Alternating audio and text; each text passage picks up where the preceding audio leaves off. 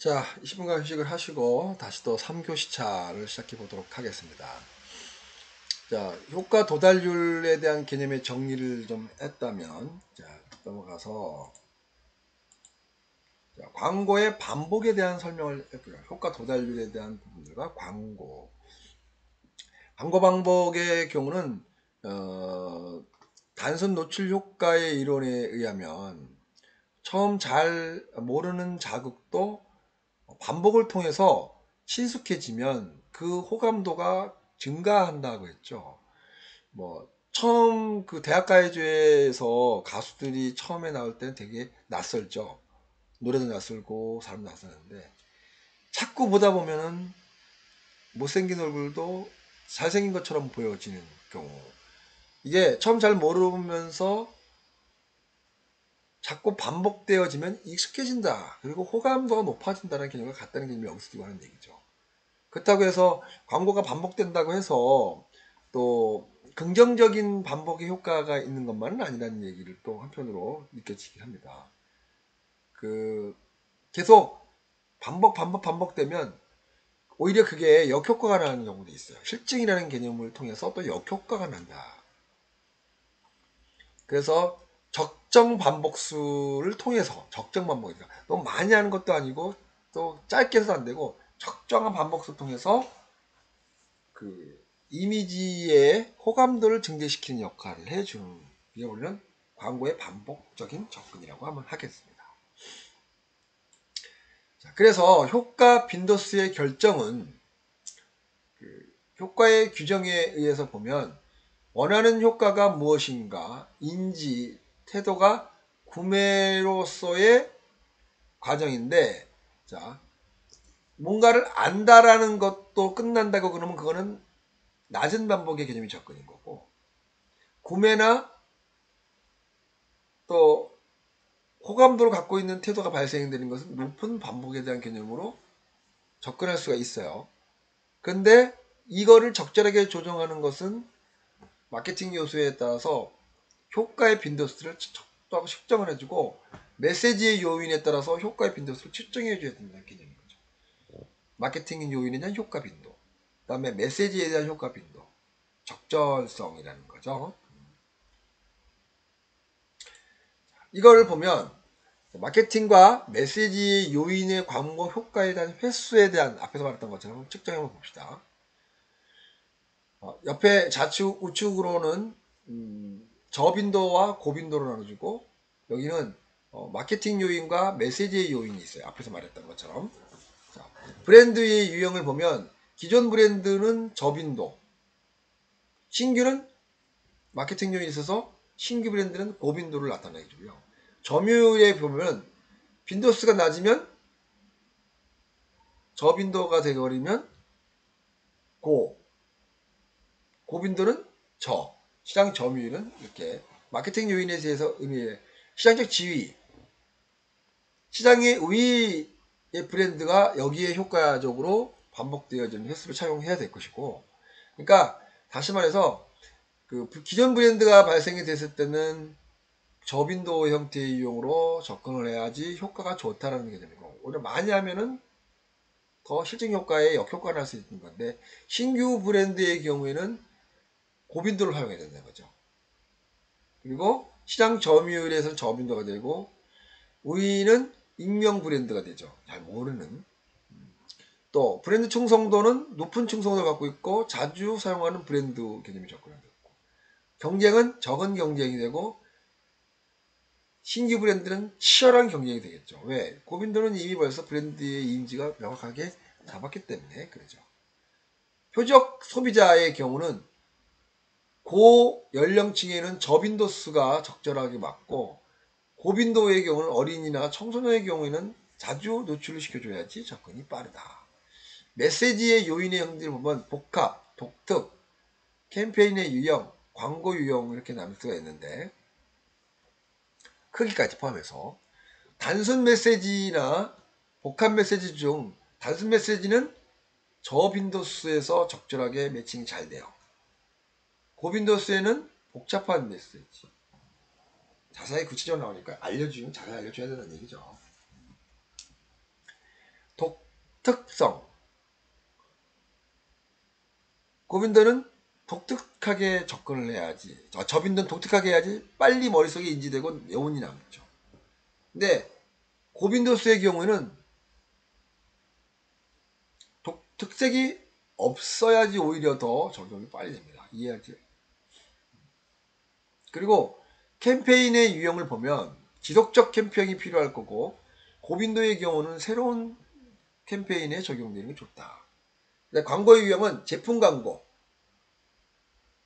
저빈도수는 제품 광고에 유리하고 고빈도수는 이미지 광고에 유리하다.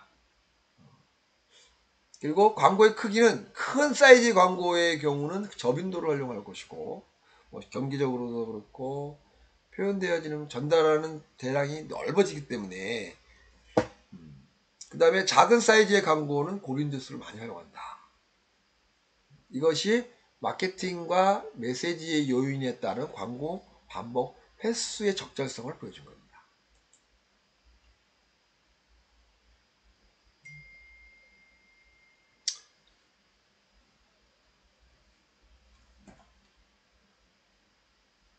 그리고 자, 이번에는 이제 매체별로 효과의 최소와 최적, 최대 수준을 의미하는 항목들에 대한 설명을 잘 보도록 하겠습니다.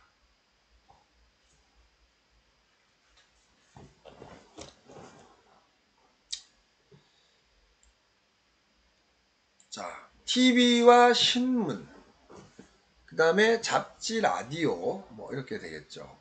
최소 수준은 이 수준 이하의 광고는 효과가 미비하여 낭비가 된다. 그러니까 최소 수준의 TV와 신문 광고를 얘기하는 거죠. 테고스의 신문 광고. 그 다음에 잡지와 라디오로 구분을 이렇게 했어요. 매체별 개념으로. 자, 그러면 유지 광고의 적절한 수준, 최소한의 임팩트를 통해서 적절하게 유지시켜주는 방법이 되겠죠. TV, 신문의 경우 얘기하는 겁니다.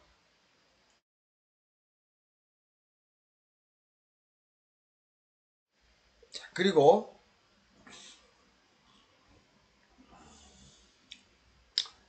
그 TV, 잡지, 라디오는 가장 효율적인 비클만 집행하기 위해 수준하는 거죠. 최소 수준의 가장 효과적인 방법. 단독으로 광고하기에는 대단히 부족한 수준. 단독으로 광고하기, 단독으로. 여러 가지를 합쳐서 최적 수준은 효율성이 가장 높은 수준이죠. 예, 뭐 양쪽을 다 보면 특정 기간의 적정 광고의 수준, 정상적인 광고 활동에 적합한 수준, 적절한 주의 표적 청중으로부터 끌어낼 수 있는 최적의 개념의 그런 표현을 의미를 갖고 있죠. 또한 잡지나 라디오에는 어느 정도 매체를 가진 비글을 포괄하는 수준이죠. 포괄. 최대 수준의 수준이 갖지 못한 효율성과 최소 수준이 갖지 못한 효율성을 겸비한 수준으로 보겠죠. 단독으로 광고하기에는 대단히 부족한 수준. 단독으로. TV의 경우 최소치는 200, 도달률 70%, 효과율 30%, 200 정도. 최대치는 600에서 700 정도로 본다고 했을 때 효과 도달은 670%, 최적치는 약 400R. 총 최적치가 400 정도가 되는 거죠. 그러니까 TV에 200 정도의 RP를 갖고 있다면 최대치는 600, 700이면 400이 적절하다. 신문의 최소치는 100, 최대치는 350. 그걸 나누면 되겠죠. 200 정도 되겠죠. 180 정도. 잡지라도는 100 정도가 최대치로 보면 될 것 같습니다. 최대 수준은 표적 전체를 모두 커버하는 광고 활동이죠. 대단히 강력한 광고 활동을 통해서 만들어지는 거라고 볼 수 있어요. 그리고 인식의 전환이나 표적의 강한 주의를 유도할 때 사용하죠. 신규 런칭이나 리뉴얼 캠페인이 초기 순위일 때 최대 수준을 강력히 쏟아붓는 거죠. 더 이상 지출은 낭비가 발생이 됩니다. 더 이상 많어. 그런데 잡지나 라디오에서는 매체력을 가지는 비아크릴을 촉망나는 수준이죠. 단독으로 할 경우 최소한의 임팩트를 보장해요. 단독으로 할 때. 이게 매체별 최소와 최적 최대 수준에 의미하는 여러 항목들을 얘기했다고 보면 될 것 같습니다.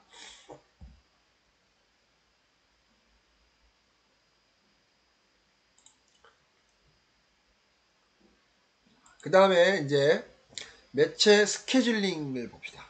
어떤 스케줄을 통해서 어떻게 하는 것이 좋은 건지. 광고 시점을 결정하는 항목들, 그리고 통상 매체 스케줄링이라고 합니다.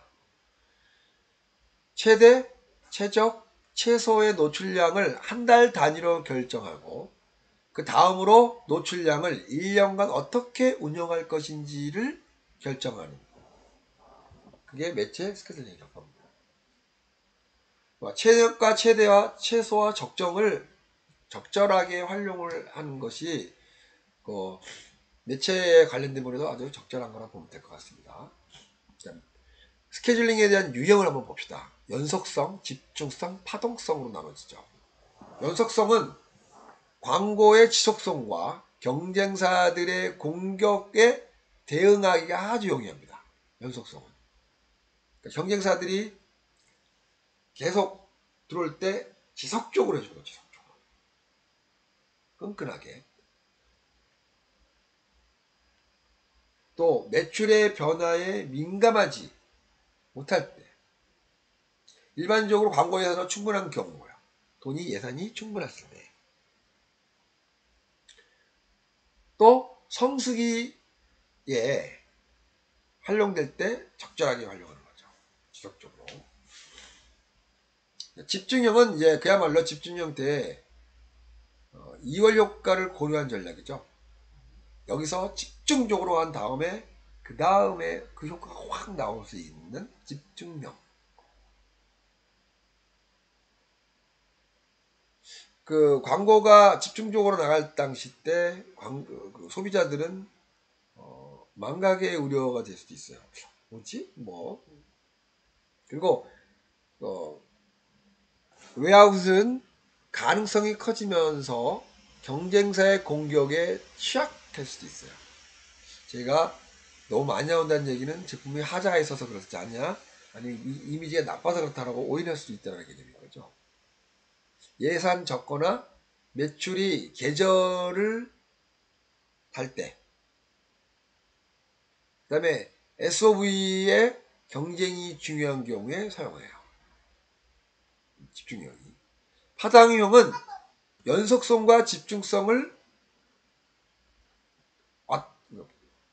교차로 사용하는 걸로 얘기합니다. 혼합표로 사용한다는 얘기죠. 성수기에 광고를 집중하고 효율성을 극대화시킨다면 이 파동형을 많이 사용하면 좋다. 평상시 때는 지속형을 쓰다가 이게 스케줄링에 대한 유형을 보면 될 것 같습니다.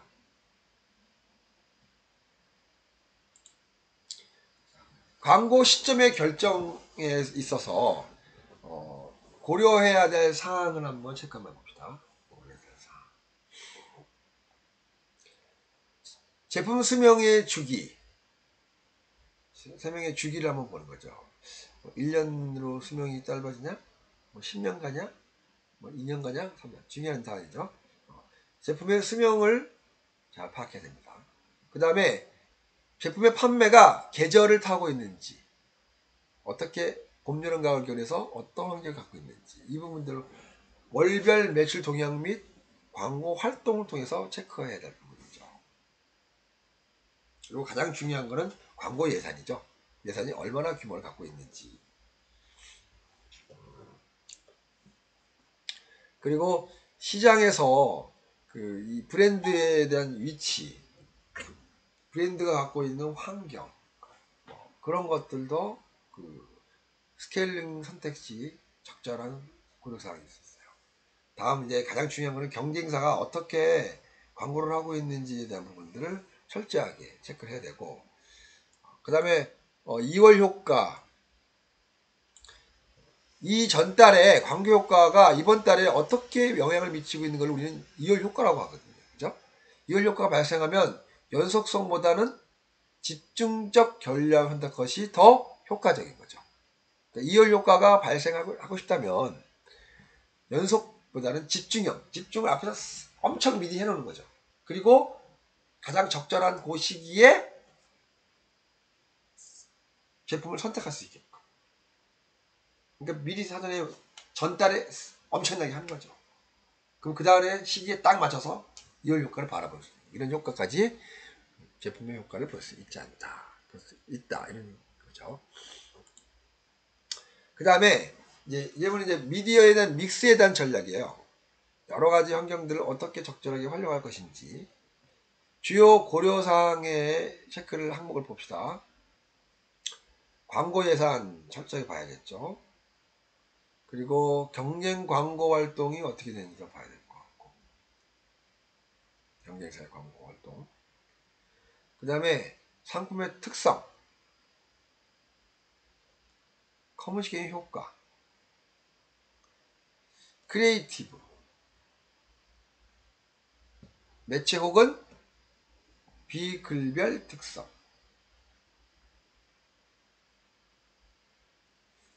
자, 예산, 경쟁사의 광고, 제품의 특성, 커뮤니케이션 효과, 크리에이티브, 매체 효과의 비약 특성. 이게 미디어의 믹스일 때 어떻게 고려해야 될 항목들입니다.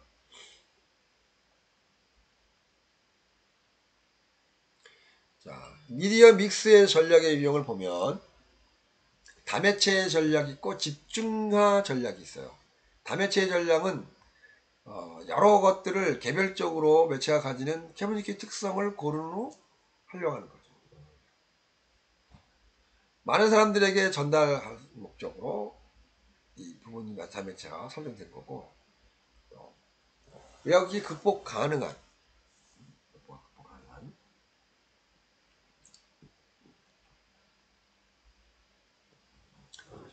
집중화 전략의 경우를 보면 그 매체의 이용자에게 보다 강한 인상을 주는 경우가 있죠.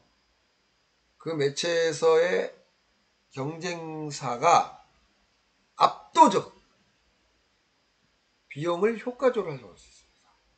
집중적 전략, 집중적 전략.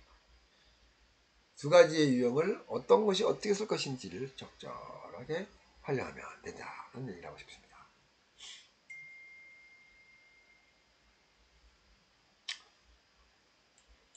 그 다음에 이제 비클 선정에 대한 이야기를 한번 해봅시다.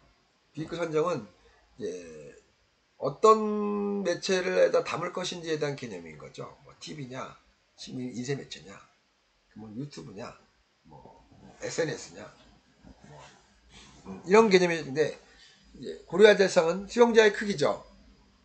방송사가 어느 방송사 어떻게든 수용자가 크냐, 그리고 제품과 크리에이티브 요인이 어디에다가 적절하게 맞느냐, 그 다음에 비용이 효율적으로 어떻게 쓸 것이냐, 이 세 가지를 고려하게 됩니다. 비익 설정은.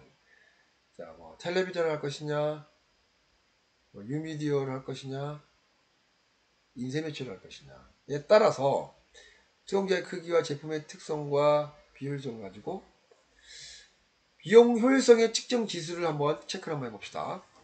아무리 많은 사람이 보는 비이클이 할지라도, 매체 비이클, 그러니까 뭐 신문이냐, 뭐 텔레비전이냐, 온라인이냐, 아니면 어디냐, 또 구매 비용이 지나치게 비싸면, 그 비이클 사는데 너무 비싸게 산다고 그러면 효율성이 떨어지겠죠. 뭐 모든 관객들이 그렇겠지만,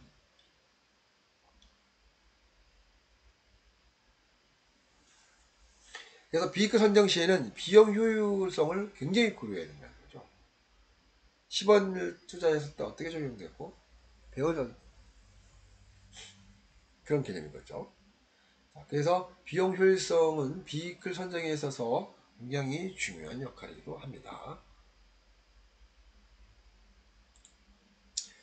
자, 비용 효율성 측정 지수를 한번 봅시다. 우리는 그걸 CPM이라고 합니다. CPM. 표적 청중 1000명에게 도달하기 위해서 소요되는 비용을 얘기하는 거예요. 비용. 코스트는 목표. 그리고 그 전체의 이 컨텐츠 전달하는 수 곱하기 1000을 계산하면, 예를 들어서 조선일보 일면의 5단 통 광고가 6천만 원이고 그 광고를 본 사람이 총 300만 명이었을 때 요 CPU는 비용 효율적 측정수는 얼마인가? 그러니까 이거는 코스트 600만 원의 금액, 돈을 적용시키고 300만을 이때다가 청중을 어떻게 전달되었냐고 이거를 곱해서 1000을 하면 2만 원이라는 거죠. 한 사람 앞에 2만 원의 비용이 든다. 이것이 효율성에 대한 측정도가 될 수 있습니다. 그렇죠? 자, 도달력 대비 비용 효율성은 어떤지. 비용이 많이 들더라도 도달력이나 큰 비아크를 선택할 것이냐, 비용이 많이 들어갈 것이냐, 아니면 도달력이 다소 적더라도 비용을 저렴한 비아크를 선택할 것이냐에 따라서는 많은 것들을 고민을 해야 된다는 얘기죠. 여러 비용 요인이 고려될 수 있고 이거에 대한 판단이 될 수도 있죠. 자, 단지 이러한 자료가 그 소수에서 도움이 된다는 거, 그 다음에 최종 의사결정 단계에서 어떻게 의사결정이 될 것인지는 직관이 필요한 항목들이긴 합니다. 그래서 도달력과 비용 효율성은 책임자 내지는 광고 대행사가 갖고 있는 직관에 많이 의존을 하고 있죠. 모든 광고가 잘 된다고 그러면 문제가 되지 않겠죠. 영화에 대한 매체도 마찬가지입니다. 그런 항목들이 적용되느냐 아니면 안 되느냐 이런 차이인데, 어쨌든 이번 여러분들이 그 매체 전략에 대한 부분들의 설명을 한 포인트는 이제 그거예요.